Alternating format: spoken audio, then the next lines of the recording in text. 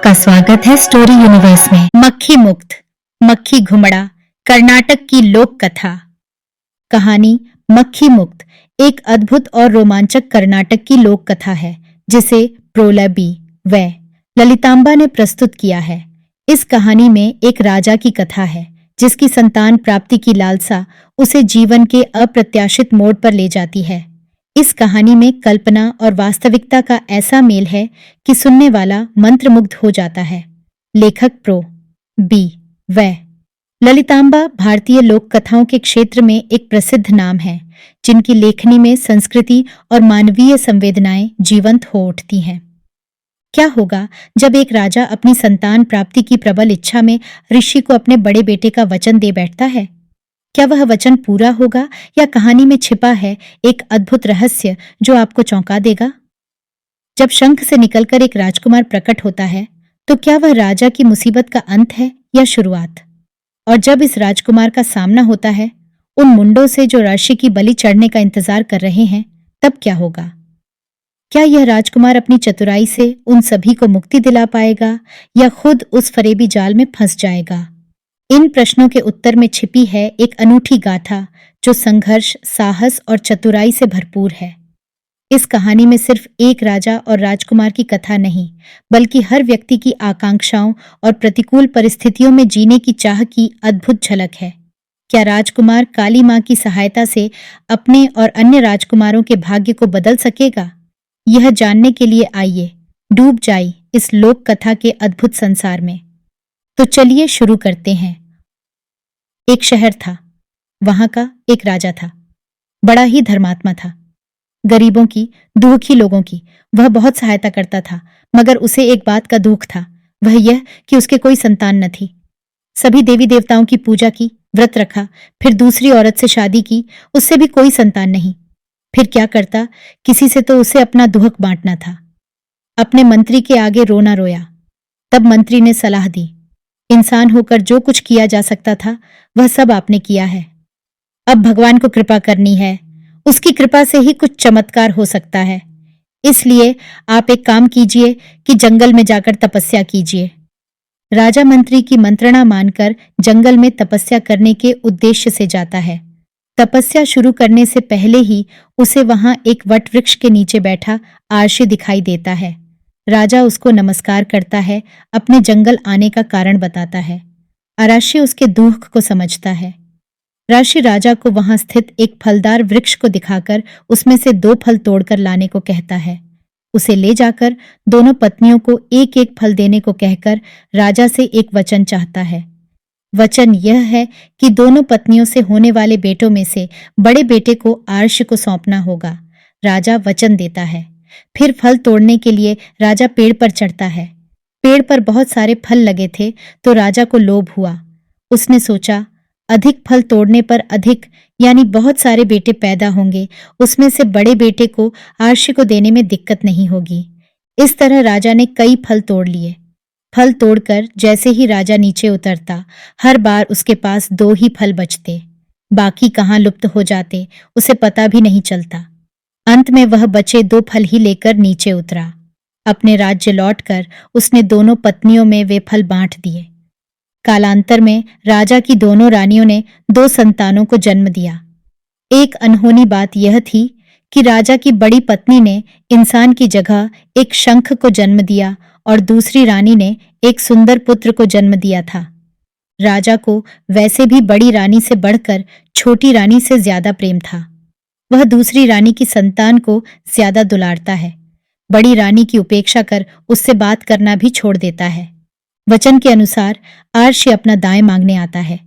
बड़ी रानी ने शंख को जन्म दिया था, मगर उसी शंख के प्रति उसकी ममता थी।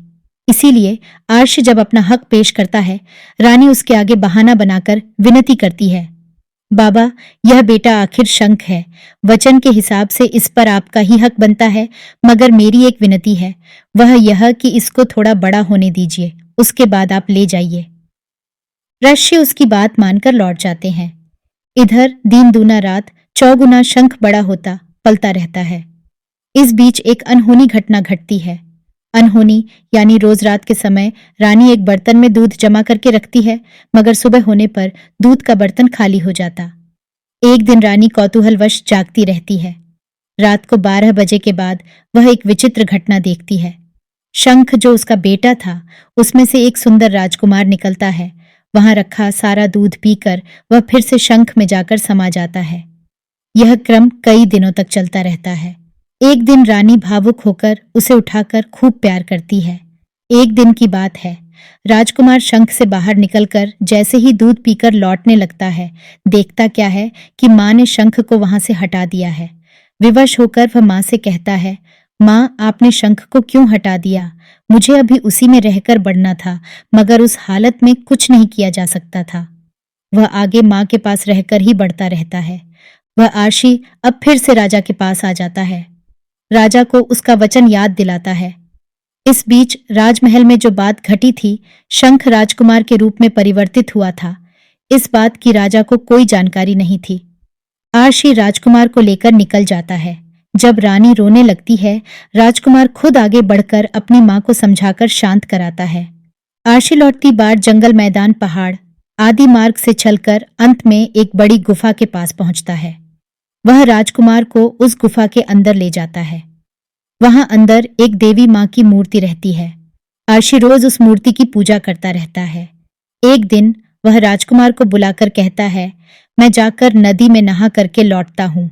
मेरे लौटने तक तुम यहाँ पर झाड़ू लगाकर कपड़े से पोंछकर जगह को साफ सुथरा कर रखो। इतना कहकर वह नदी की तरफ निकल जाता है। राजकुमार को यह पहली बार अकेले रहने का अवसर मिला था। वह यह सोचकर कि अपने पास काफी समय है, थोड़ी देर के लिए मैं गुफा की प्रदक्षिण कराऊं, घूमना शुरू करता है। गुफा के दाईं तरफ एक कोने पर एक इंसान के प्रवेश करने योग्य छेद उसे दिखाई देता है। बालक सहज कौतूहल से उसके अंदर घुस जाता है। अंदर जाने पर उसे जो दिखाई देता है, उसे खुद अपनी आंखों पर विश्वास नहीं होता। उस तल भाग की छत पर चारों तरफ कई मुंड यानी गले के ऊपरी भाग छड़ों की तरह लटकते रहते हैं। राजकुमार को देखकर वे मुंड अट्टहास कर हंसना शुरू कर देते हैं। राजकुमार अंदर से जरूर डर जाता है, फिर भी हिम्मत कर वह पूछता है, तुम लोग इस तरह क्यों लटके हुए हो? तुम लोगों का धड़ कहाँ गया? मुझे देखो, मैं कैसा लगता हूँ। जवाब में वे मुंड बोलते हैं, तुम्हें देखकर हमें दया आ रही है। तुम्हें धोखा हुआ है। हमें भी यह आरशी धोखा देकर इसी तरह ले आया था। हमें यहाँ लाकर काली माँ के प्रत्यक्ष दर्शन के लिए उसने हमारी बलि दी थी। इसी तरह 100 राजकुमारों की बलि चढ़ाने की उसकी प्रतिज्ञा है। तुम्हारा 100वां नंबर है। उसका कहना है कि 100वीं बलि पर काली माँ दर्शन देकर उसकी मांग की पूर्ति करती हैं। राजकुमार घबराकर उन्हीं मुंडों से सलाह मांगता है कि अपने को बचाने के लिए मुझे अब क्या करना होगा। अब मुंड बोलते हैं, तुम हम लोगों पर विश्वास करो, हमारा कहना मानो, हम तुम्हारा मार्गदर्शन करेंगे। सुनो, वह अभी यहाँ आकर तुमसे झाड़ू लगाने को कहेगा। तुम कहो कि मुझे नहीं आता, आप एक बार झाड़ू लगा दो तो मैं सीख लूंगा। वह झाड़ू लगाकर तुम्हें पोंछा करने को कहेगा। तुम पहले की तरह कहो कि मैं पोंछा करना नहीं जानता, आप एक बार करके दिखा देना, फिर मैं सीख लूंगा। वह पोंछा करता रहेगा। तब तुम काली माँ के हाथ से तलवार छीनकर आरशी का गला काट देना। काली माँ तब तुमको ही दर्शन देंगी। राजकुमार मुंडों से कहता है कि मैं बिल्कुल वैसा ही करूंगा। आरशी नदी में नहाकर लौटते समय पूजा के लिए फूल लेकर आता है। राजकुमार उसके आने तक दीवार के सहारे खड़ा रहता है। इस पर आरशी को गुस्सा आता है। वह लड़के से झाड़ू लगाने को कहता है। राजकुमार कहता है, मैं झाड़ू लगाना नहीं जानता, आप एक बार करके दिखा दो, फिर मैं झाड़ू लगाऊंगा। विवश होकर मुनि झाड़ू लगाता है। फिर लड़के से कहता है, देखो, मैंने झाड़ू लगा दी, अब तुम्हें पानी से पोंछा करना है। लड़का कहता है, मैं पोंछा करना नहीं जानता, आप करके दिखा दो, फिर मैं पोंछा करना सीख लूंगा। लड़के की बातों से मुनि को गुस्सा तो आता है, मगर फिर भी अपने गुस्से को निगलकर पोंछा करना शुरू करता है। राजकुमार भी सही समय की ताक में था। वह तुरंत काली माँ के हाथ से तलवार खींचकर मुनि के सिर पर मार देता है। आरशी का सिर धड़ से अलग हो जाता है। तब काली माँ प्रत्यक्ष दर्शन देकर राजकुमार से पूछती है, बेटा, मैं तुम्हारी सेवा से संतुष्ट हूँ, मांग, तुझे क्या चाहिए? मैं दूंगी। राजकुमार काली माँ से कहता है, माँ, सबसे पहले तुम इन 99 राजकुमारों को पुनर्जीवित कर दो। देवी कहती हैं, ऐसा ही होगा। काली माँ के वैसा कहते ही वे सब सप्राण हो उठते हैं। वे सब राजकुमार का आभार जताकर प्रणाम करते हैं, अपने अपने देश के लिए रवाना होते हैं। काली माँ उससे कहती हैं, बेटा, तुम्हें दूसरा कौन सा वर चाहिए, मांग। उस पर राजकुमार विनम्र होकर काली माँ से कहता है, माँ, मुझे ऐसा वर दो कि मैं जब भी तुम्हें देखना चाहूं, आप मेरे आगे प्रत्यक्ष होकर दर्शन दोगी। काली माँ कहती हैं, ठीक है, ऐसा ही होगा। काली माँ अब अदृश्य होती हैं। राजकुमार अब राशि की त्वचा को उधेड़कर उसे स्वयं पहनता है, फिर गुफा के आगे एक भिखमंगे की तरह बैठ जाता है। उसके ऊपर ओढ़े इस अंजिन की गंध से आकर्षित होकर उस पर मक्खी घुमड़ती है। तब जो भी इंसान उधर से गुजरता है वह मक्खी चिपका कहता जाता है। इस बीच पड़ोसी राज्य के राजा की 7 लड़कियां होती हैं। सभी जवान, शादी की उम्र की होती है। राजा एक दिन उन 7 लड़कियों को अपने पास बुलाकर उनसे पूछता है कि तुम लोगों को मायका पसंद रहेगा या ससुराल। उसके इस प्रश्न का जवाब पहली 6 लड़कियां अपने को पीहर ही पसंद कहकर देती हैं, मगर 7वीं बेटी का जवाब अलग होता है।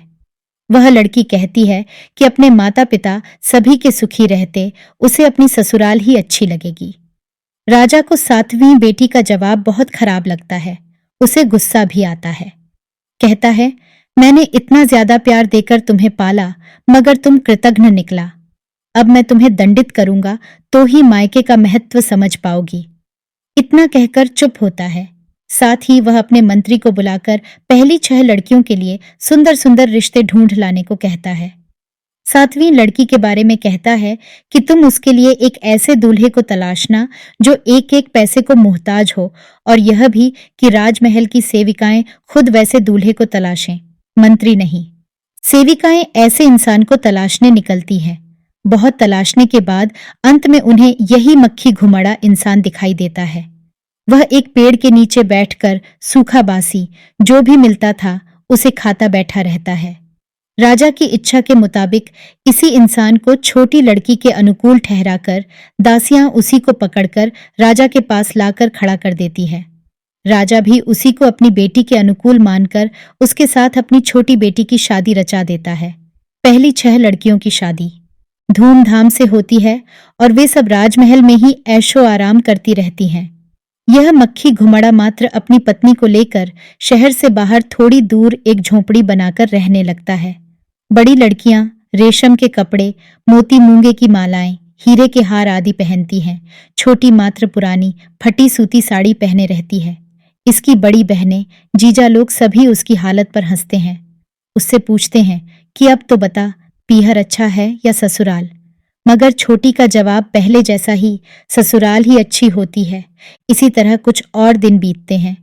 एक दिन राजा के 6 दामाद एक साथ शिकार करने जंगल में निकलते हैं। निकलने से पहले इसकी सूचना में ढिंढोरा पिटवाते हैं। यह खबर मक्खी घुमड़े को भी पता चलती है। वह अपनी पत्नी को बुलाकर कहता है, सुनो, मेरे 6 साड़ू भाई शिकार करने जंगल के लिए निकले हैं। उनके साथ जाने की मेरी भी इच्छा हो रही है। अपने पिता के पास जाकर इसके लिए जरूरी सब चीजें मांग लाओ। पति की बात वह टाल नहीं पाती, इसलिए पिता के घर जाकर वह एक खंभे के सहारे खड़ी हो जाती है। उसका बाप उससे पूछता है, कैसे आई बता। वह अपने आने का उद्देश्य बताती है। राजा मंत्री को बुलाकर एक लंगड़ा घोड़ा, एक जंग लगी तलवार देकर भेजने को कहता है। उसे देख उसकी बड़ी बहनें और जीजा लोग मजाक करते हैं। छोटी को इससे बहुत दुख पहुंचता है। फिर भी वह उनके समान ही वह लंगड़ा घोड़ा और जंग लगी तलवार लेकर अपनी झोंपड़ी में लौट आती है। अगले दिन वे 6 दामाद अपने परिवार को साथ लेकर जंगल के लिए निकलते हैं। उनके परिजन भी कितने सारे थे। राजमहल से जंगल तक लोग ही लोग खड़े थे। मक्खी घुमड़ा भी पत्नी से कहकर लंगड़े घोड़े पर चढ़ हाथ में जंग लगी तलवार लेकर निकलता है। पत्नी को उसे इस हालत में भेजते डर लगता है। वह अंदर ही अंदर ऐसा सोचकर घुलती रहती है कि वे लोग तो इतने बड़े परिवार को साथ लेकर गए हैं, मेरा पति बिल्कुल अकेला है। कुछ विपदा आई क्या होगा। मगर पति के सामने खुशी जाहिर करती हुई उसे भेज देती है। वह थोड़ी दूर जाकर एक पेड़ के नीचे खड़े होकर काली माँ का स्मरण करता है। काली माँ तुरंत दर्शन देती हैं। वह उनसे कहता है, माँ, मुझे आसमान में उड़ने वाला एक घोड़ा और एक वज्रायुध चाहिए। काली माँ कहती है, स्वीकार है। दोनों चीजें उसे देती हैं। उसके बाद वह कहता है, इस जंगल के सभी जीव पशु पक्षी मेरे सामने आकर खड़े हो जाएं। काली माँ स्वीकार है कहकर अदृश्य होती हैं। तब राजकुमार उस रश्याजिन को अपने तन से उतारकर पास ही एक पेड़ पर रख देता है। आसमान में उड़ने वाले घोड़े पर चढ़कर वज्रायुध को हाथ में पकड़कर निकल पड़ता है। आसमान में उड़कर बीच जंगल में आ खड़ा होता है। उसके चारों तरफ जंगल के सभी जानवर घुमड़ कर खड़े होते हैं। उधर चहों दामाद जंगल में खूब घूमकर थके मांदे आ खड़े होते हैं। उनके हाथ एक मामूली सा मच्छर भी नहीं लगा था। तब उन्हें उस सीमा तक अपमान लगता है कि अपना झुका माथा वे सीधा नहीं कर पाते। अपने परिवार को एक तरफ भेजकर वे दूसरी तरफ से घूम कर आते हैं। यहाँ आकर इस दृश्य को देखते हैं। उन्हें आश्चर्य होता है। उसे देखकर वे भ्रमित होते हैं। उसे उस जंगल का राजा समझकर प्रणाम करते हैं। तब वह उनसे पूछता है कि आप लोग कैसे आए। वे जवाब देते हैं कि हम लोग शिकार खेलने के उद्देश्य से आए थे, मगर उसका यह नतीजा निकला। उनसे वह कहता है कि ठीक है, मैं जो चीज मांगूंगा उसे तुम लोग दे दो तो मैं तुम्हें शिकार खेलने दूंगा।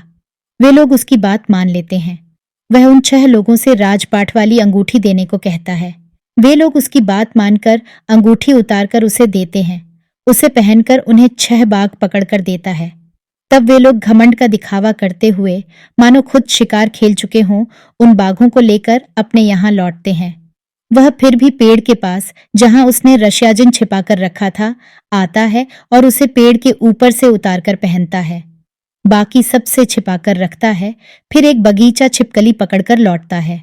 ले, यह अपने बाप को दिखलाया कहकर पत्नी के हाथ में उसे देता है। वह उसकी बात को टाल नहीं पाती।